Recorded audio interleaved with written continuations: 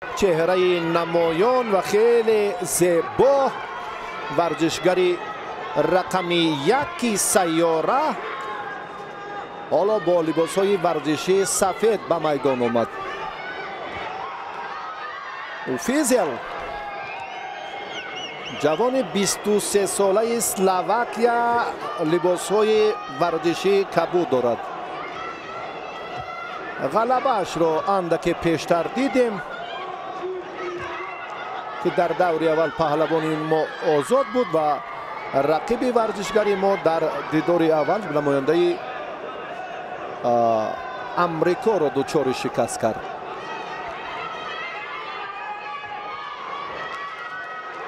بسیار مناسب هست وزاری، خیلی هم دلپرانه. ببینید یک باز پشت پا این هم مانع ایجاد کردن و بعدا هم با یک حرکت جرأت قوی ورزشگر را تابش انجام داد که وزاری را مال خود کرد. تیمور رحیموف در 1 دقیقه اکنون با موفقانه این فرصت را هم پشت سر کرد. 76 نیروسنجی های سطحی با شکوه 3985 امتیاز دارد و در رده‌بندی بهترین ها الان در صدر جدول است که این افتخار تمام مردم تاجیکستان است. و اکنون دومین وزیر ایپان و با همین ترتیب پهلوان تاجیکستان بسیار هم با موفقانه و دلپرانه این لحظه را هم پشت سر کرد. وزیر اواسط ایپان و با دوری دیگر به دور رفت که حالا هم ما انتظار باز هم از این هم جالبتر و جاذبتر صورت گرفتن رقابت های پهلوان محبوب تاجیکستانیم. رقیب ورزشگر ما بعدی خاتمه انا همین حرکت های بس خیلی خوب هم دارد. در صدر جدول رده‌بندی بهترین ها جای گرفتن ورزشگر ما این کاری سهل و عادی نیست. شیدو با تیمور رحیم و با پهلوان فرانسوی برای سوزگشتین گرفتنشان. دقیقه اول مبارزه پهلوانان تیمور از بالا داشتن از پشت گریبان رقیب برایش خیلی مساعد است، اما همه حرکت ها را تیمور هنگام شروع میکند که از هر دو گریبان رقیب دارد. اکنون باز یک بدید همان لحظه که چون گفتیم از هر دو گریبان رقیب بهتر می‌دارد دلپرانه بعدا عمل میکند. حالا حرکتی ورزشگری فرانسه چندان مناسب نبود برای هلوک بیرونه در مقابل ورزشگری ما.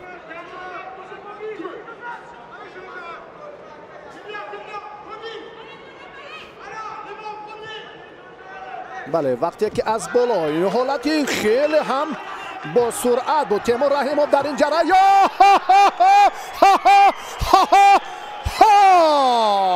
در این جریان محبوبی تاجیکستان توانست یک فرصت مناسب را دریابد و میداند که تیمور رحیموف در قهرمانی جهان باری اول است که رقیب را با اصول تسلیم کردن دچار شکست میکند و به مرحله بعدی میبراید و واقعا هم همان تصدیق مشخص کارشناسان که ورزشگری ما را کرپلک انتظار است یا کیم. بعد این لحظه بعد چند فرصت ما به این سوال پاسخ خواهیم گرفت. برای توجهتان تشکر. رقابت ها جریان میگیرند، مبارزه ادامه مییابد و همکاری ما مراد علی تشایف این لحظه آماده‌اند که باز عزیز دو پهلوان نامدار جایزه‌دار قهرمان جهان گشتین جدای جوانان با قهرمان جهان گشتین نورسان گشتین میگیرد. تیمور رحیموف پهلوان جداگی سفید پوشیده ما بر مقابل کیم مین جانگ آنها از این پیش نبرد کرده بودند. تیمور رحیموف رقیب را نقص میشناسد و در برابر رقیب برخورده که در اینجا اندکی برای تیمور پیشبویی آورد. این بخیر است. حالا اینجا رقابتی که بسیار هم تاریخی است. باید مبارزه با 5 انگشت به مثل عقاب سعید را دریافت. کیم همچنین از گریبان تیمور می‌دارد. ببینید حالا نزدیک میشد. تیمور رحیموف در برابر دست را میکند و نزدیک به کیم میآید.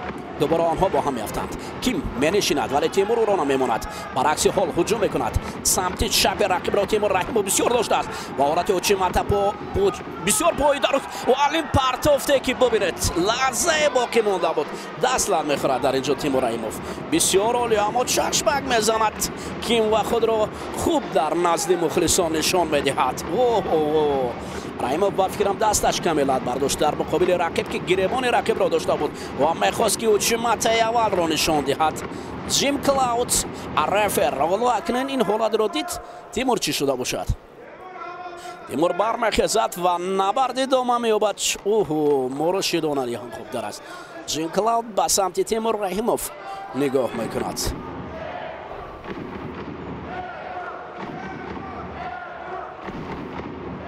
کیم باشد نزدیک به فاصله تیمور میشود. حالا خوب است. اکنون جیم کلاود اشاره برای حجم ادامه نبرد میکند. تیمور رحیموف میرود. حالا دستانی دراز دارد. قد بلندی امکانیت میدهد. دوباره با هم میآیند. کیم پشت پای تیمور رحیموف پای میماند. در اینجا کیم مینشیند اما تیمور رحیموف برای امکانیت نمیدهد. پهلوان کره بسیار هم نبرده که از روی قد و قامت تیمور رحیموف امکانیت خوب هم دارد. کیم هم پهلوان تجربه دار است و الکی رقیبان را از راه گشتنش میشناسد.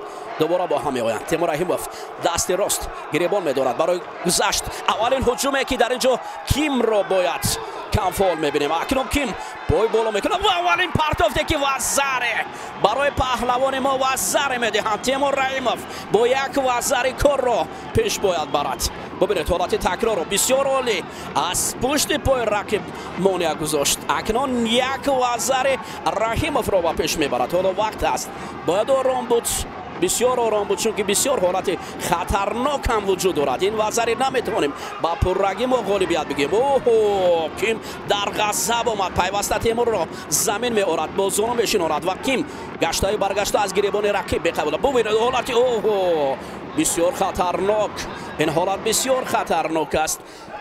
برای ستودن این وزر جهد میکند مربی کیم میگوید که این پرتو وزره بود اما نه. حالت تکرار رو میبینید. ببینید دست رو ببینید برای وزر دست بیرون بود برادر در اینجا حساب نیست. اکنون حالا جیم کلاود با سمت مربی کیم رفته و آرام میکشد.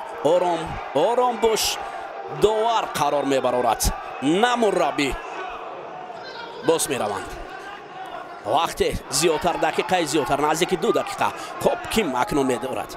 تیمور رحیموف در این فاصله دورتر باید اولتی سایکومی هم میتوانست که در اینجا تیمور رحیموف وقت رو کشول دادن برای تیمور خوبتر است.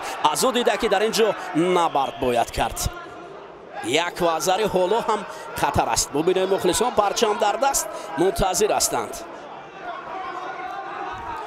1 دقیقه زیادتر در اختیار دارند. نبرد. حالا ببینید کیم برای فاصله نزدیکترین حرکت بشود. نخود در همین جریان رقابت تیمور حالت رو بفرد. خب اکنون تیمور ببینید رقیب را بساب میگه دیگر برای گرفتن و کیم هم کم فعالی پهلوان کره به چشم میرسد. این نبردی است که تیمور را راهش رو شده کردنش ممکن است. این نبرد اصیل است که آمادگی تیمور رحیموف را نشان میدهد. خوب از کارش در زمین بگذار در وقت در زمین کشول یابد. کیم من جانگ در مقابل تیمور نمیدونه دیگه چیکار کردن را. حالا مبارزه ادامه مییابد. این پهلوان جوان کره هم بسیار خطرناک است. هر ثانیه باید فارغ بال نشد. هر یک ثانیه باید احتیاط کرد. 1 ثانیه نقش بازیده میتواند. برای باید تیمور بسیار احتیاط کار را نگوشتین گیرد. اکنون دافع دیگر در اینجا تیمور برای افتادن رقیب میرود و حالت زمین کار کردن حالت نوازه برای تیمور رحیموف رفتن کوشش میکند. بسیار حالتی بسیار خطرناک است. ببینید حالا برای تیمور خوب است. بیگزور زمین کار کرد. 20 ثانیه دیگر رو باید در زمین گذاشت تا اینکه این کیم نتواند. لحظه دیگر باقی مونده است. مبارزه باید برد. مربی کیم را ببینید در غضب اومده است که خود براید به میدان و نبرد کند. رحیموف جینکلاو دکنون برای مربی رحیموف هم آرامی میخواهد. دوباره حجمه میگوید چند ثانیه دیگر باقی مونده است. باید احتیاط کرد. کیم با هجوم میگذارد و تیمور رحیموف عکس العمل او را هجومی او را حمله او را برطرف میکند. زمین کار کردن. چند ثانیه دیگر باقی مونده است. رفتیم 4 3 2 2 1. الکی ما توانیم که را پیروزی خوند. دوستان عزیز الکی چند 2 ثانیه دیگر باقی مونده است که این ثانیه تاریخی و این نبرد تاریخی هم اما به هر حال 2 ثانیه میگریزیم و پیروزی است. مبارک شود. اکنون ببینید این یک وزر تاریخی که تیمور رحیموف را به قسمت نیمه نهایی برد. بار اول در تاریخ تیمور رحیموف اولین مراتب میان کلانسالان به این مرحله رسیدن. این مردانگی است. هنوز هم شادی دورتر است. هنوز هم ما منتظر میشیم که در اینجا تیمور رحیموف چگونه مبارزه میبرد. آفرین. با قسمت نیمه نهایی رفتن تیمور رحیموف رقیب نوبتی او را باید معین کند. میرویم دوباره با پرتافت عالی که از جانب پهلوان ما سر اول پای را گرفت و مثل کوچمت و بعدا از پشت پای این قهرمان جهان را یک پهلو افتاد. آفرین. اوهو سایتو تاتسوری پهلوان ژاپنی در قسمت نیمه نهایی بر مقابل پهلوان ما مبارزه میبرد. خوب است. اینجا من از دیده که برای پهلوان ما کردن باوری دارم که در تیمور رحیموف بر مقابل پهلوان ژاپنی هم خیلی شایسته گوشتین میگیرد در قسمت نیمه نهایی.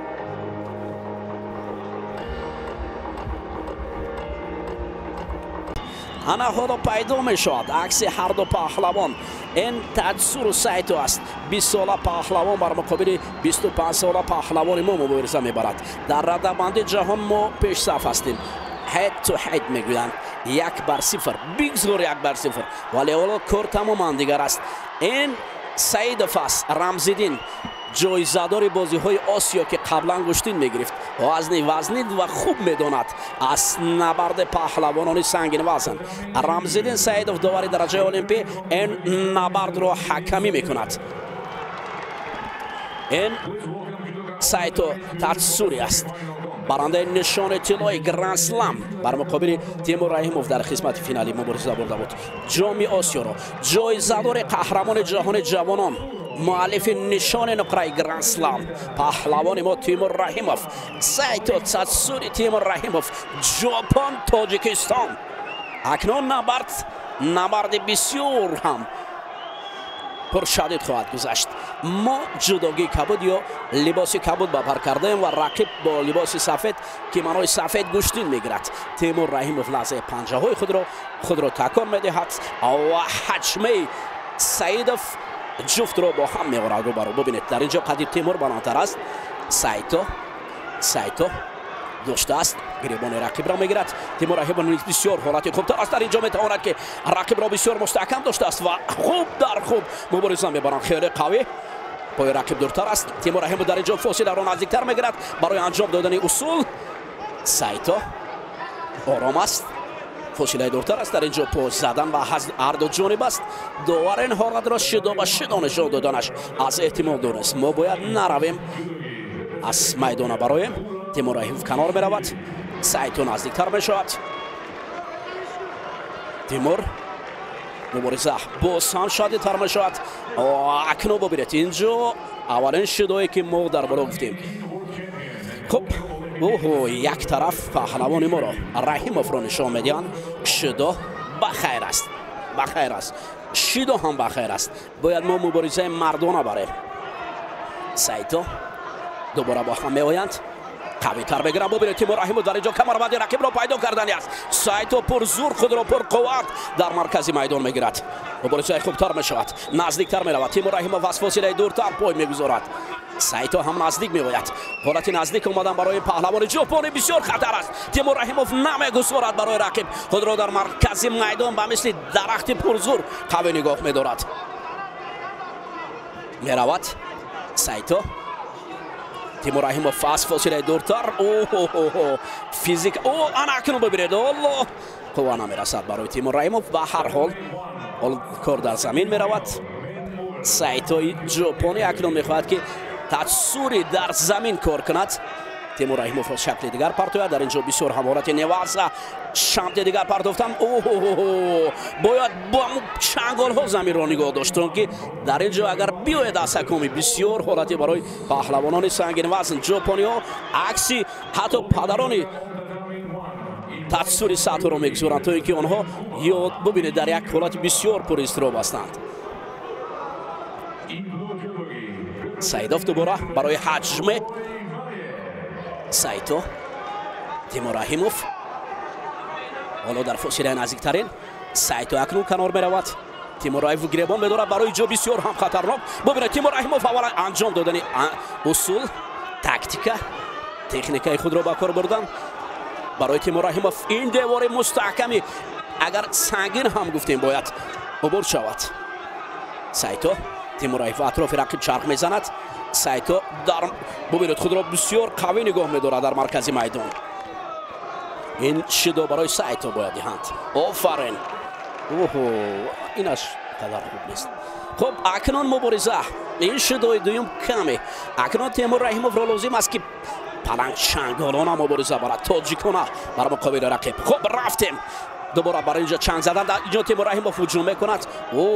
ژاپنی که با مثل سنگ سخت است در مرکز. در اینجا یک اشتباهی بود. حرکت های سایتو گریبان نمیدهد برای تیمور رحیموف. مته سایدوف رمزیدین برای این پهلوانان میگویند. مربیان در هیجان هستند کی با این مقصد برسد. سایتو رحیموف جوان است. این پهلوان ژاپنی 20 سال دارد اکنون. حجمه رفتیم. تیمور رحیموف چرخ میزنیم اطراف رقیب. سایتو مبارزه باز قوی تر میشود. اکنون چند ثانیه دیگر باقی موندن در وقت‌های اساسی برای اینجا. تیمور رحیموف لازم است که باید گریبان را ندهد. در اینجا مبارزه شدید برد. سایتو دست را رها میکند برای هجوم کردن. میتوانست که در اینجا عکس العمل به جانب تیمور رحیموف رود. حالت تکرار را میبینیم. ببینید ژاپنی هجوم میکند. تیمور رحیموف را برعکس در زمین میآورد. آنها باز میچسبند. تیمور رحیموف در فاصله دورتر. سایتو مجبور میکند تیمور رحیموف را افتاد. این کم حرکتی کمی مشکلی دارد. ببینید حتی نفس این بسیار مشکل است. بله دیدن این منظره بسیار هم مشکل است که شیدو از این شیدو ها ما گریز داریم. میرود نبرد. چند ثانیه دیگر باقی مانده است و هجوم های پای در پای.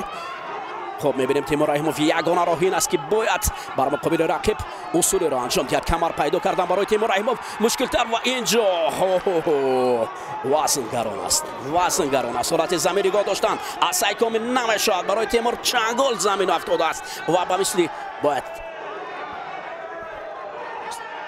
حالت دیگر. این بسیار خطر داشت. آفرین گلدن سکو. وقت طلایی، راه طلایی، مبارزه طلایی، اصول طلایی باید شود. گلدن سکو با ژاپنی ها در گلدن سکو کم حالت است که مبارزه میبرید. ولی پهلوان ما از همین جا برای گلدن سکو گشتین گرفتن آماده است. دوباره تیمور رحیموف سایتو. این حالت نمیشود. تیمور رحیموف از دو جانبه که پای میگذارد ولی کم فعال پهلوان ژاپن. حرکت ها از جانب پهلوان ما هستند. مانوچهر صابرف یکی از مخلصانی که برادر پرویز صابرف در اینجا سلالای پهلوان ها هم اینجا است. فاروق صابرف که قهرمان جهان گشتین جودو را تربیت کرد. خب میرویم دوباره. سایتو تیمور رحیموف دیدید حالا این مشکلی در شد رمزیدین سعیدوف آفرین همین فاصله حالا خوب است با گشتن شود تا اینکه ببینند کی در اینجا پرقوت است. اوه سعید رک جبین دارد. تیمور رحیموف مبارزه میبرد با ژاپنیان. مخلصان صدا میکنند کی در اینجا قوی است. راهی مشکل راه است که تیمور رحیموف داشته است. سعید حمید اوه دیدید آفرین خوب است که مورپیچان با پای سعید ما اینجا مانع میگذاریم. این حرکت ها از جانب پهلوان ژاپنی بود. تیمور گشته پای خود را از سمت دیگر. این خوب است. ادامه مییابد نبرد اوه برگشته هجوم میکند این سعید. اینجا در راه قهرمانی راه بسیار مشکل شده است. حجمه است. 5 دقیقه بالا گشتین است. نبرد است و پرتافت است.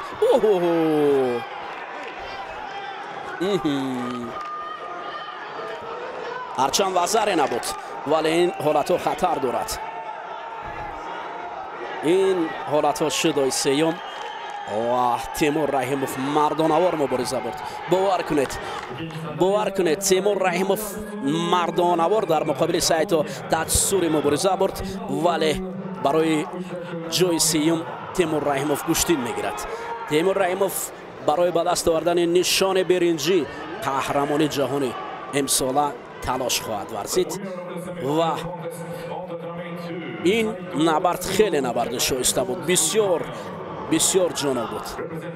با گورم توشیشویلی پهلوان گرجی برای به دست آوردن نشان برنجی مبارزه میبرد که این نبرد هم نبرد خیلی پر اقتدار است.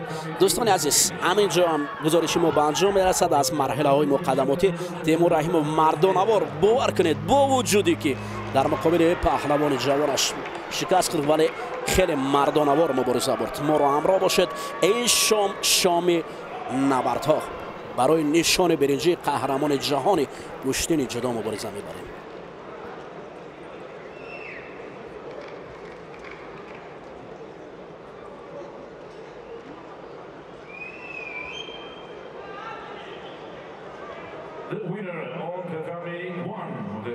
مردم شرفمند تاجیکستان اگر یک چهره محبوب و معروف و مهربان و عزیز تاجیکستانی صحیفه را جالب سازد و تغییرات باز هم در رویداد ورزشی کند احسنش میگوییم و استقبال پهلوانان را در این مرحله انتظار بودیم که این لحظه هم فرا رسید و داور را بیاد ابتدا معرفی سازیم.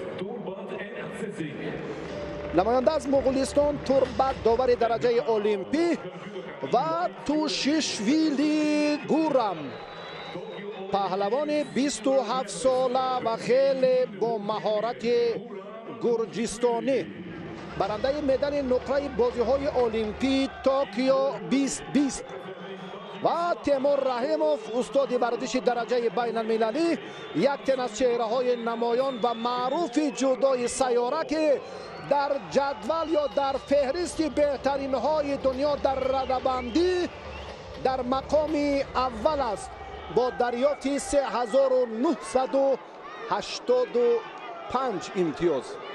توجه میکنیم اکنون به رقابت پهلوانان و مخصوصا ورزشگری که امروز ما به صحیفه اگر اعتبار دهیم اون ابتدای نیروسنجی هر دو پهلوان از سال 2019 شروع گردید.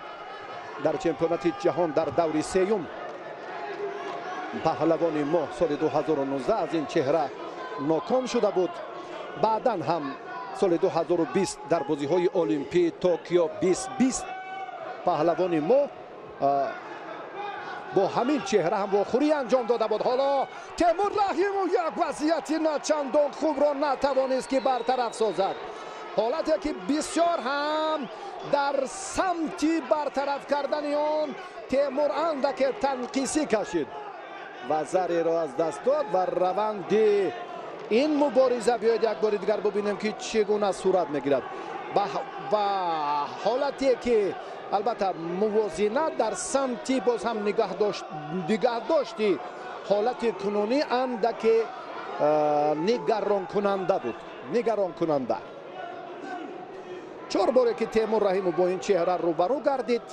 راستی برای ما خوب انجام نیافتیم نیروسنجی ها، چون ما به این صحیفه ها سال 2019 20 21 و 22 هم توجه کردیم.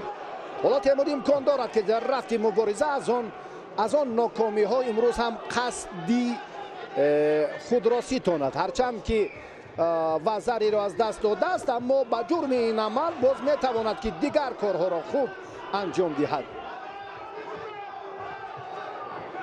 در اصول سر کتف این پهلوان موفق نشد و میبینیم که روند تلاش هر دو پهلوان انا همین حالت بسیار قامتی را، چون تیمور خود را دفاع کرد اما وزری را از دست داد. حالا خاتمه کار نیست، ثانیه نقش الهیده دارد. ثانیه برای این باید تیمور هم رجوع کند، تمام نیرو و قوه خود را باز هم سفربر سازد جهت برابر کردن نتیجه، چون که قدرت و توان تیمور بزرگ است. امروز هم صحیفه های ورزش ثابت کردند که پهلوان ما در ردبندی بهترین ها نمونه است و آن چهره هایی که و مخصوصا آن نفری که به مرحله نهایی گرنده کوبر را خط گرفته بود 2 بار از ورزشگری ما دوچار شکست شده بود. تیمور رحیموف اکنون به حرکت دیگری حلوکی بیرون امکان پذیر است در این روند مبارزه برد، اما باز فراموش نسازد یک لحظه یکی سمتی چپ را اختیار میکرد، دقیقاً کناری که برایش امکان پذیر بود، فرصتی که این حالت را میتوانست هم در رفت مبارزه با وزری انجام دهد و واقعا هم رقیبش پیخست کرد که احوالش باز هم مشکل تر می شود، خود را به شکم افتانید. 2 دقیقه دیگر نیروسنجی پرشدت، عبرت بخش، تاریخی، بار 5م است که اینها به هم وا میخورند. به هر دو شیدا برای سوس گوشتین گرفتنشان، اما تأسف ما از حالت همان موازنت درست نآمدن تیمور بود. بیاید یک بار دیگر توجه میکنیم، تیمور دیگر راهی فقط حمله را باید اختیار کند و دفاع را هم این رو هرگز از خاطر دور نسازد. از گریبان رقیب داشت، دست حریف را باید پرزورتر، پرقوتتر، مشخصتر دارد. بسیار هم پهلوان سرسخت، صاحب تجربه، با مهارت و نیروی بزرگ هم دارد. گورام در قهرمانی در بازی های المپیک که چون گفتیم بسیار هم استعداد فوق‌العاده داشت، 124 رقابت های این مدت انجام داده است.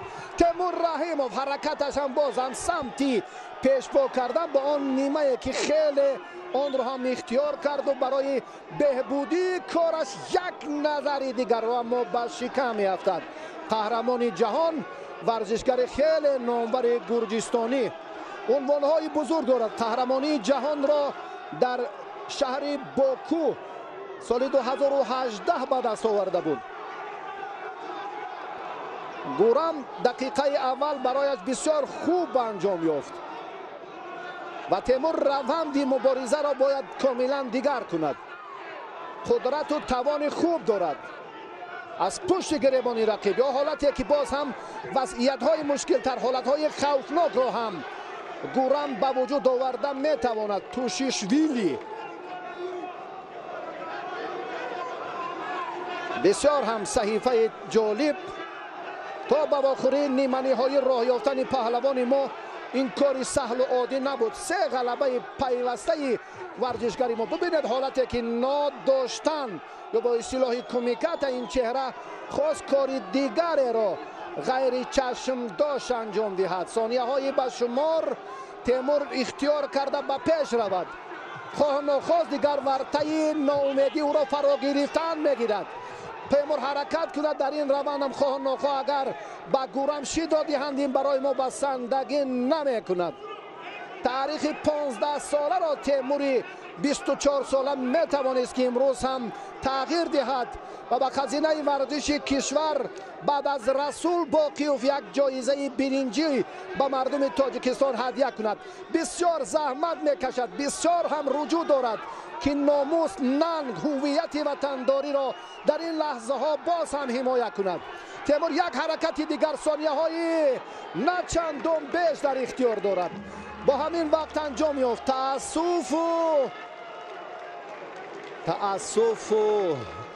تأسف کمی سراسیمگی در همان دقیقه اول به حل کردن تقدیر رقابت زمینه گذاشت و ورزشگر تاجیکستان در این روند در رقابت‌های مسابقات قهرمانی جهان جای پنجم را گرفت. بسیار امیدوار بودیم. اکنون 15 سال تاریخ، این هم خیلی سال طولانی است که رویداد رسول باقیوف را اینجا هم یک بار دیگر کارنامه این نابغه ناتکرار جودوی تاجیک را ما دیگر باره تکرار کنیم. چی باید کرد؟ بخت و هرچی تلاش و مبارزه که بود خاتمه یافت.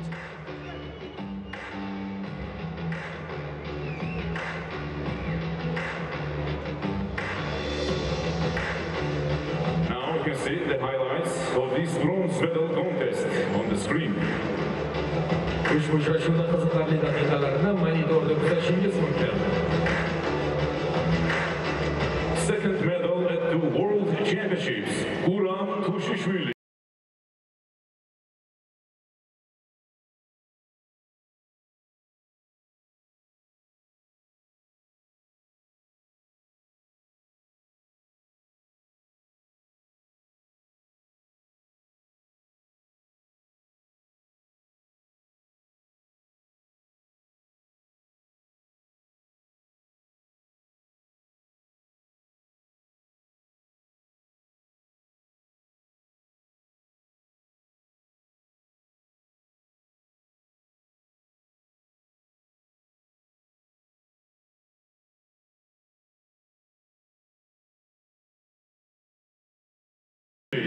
Georgia.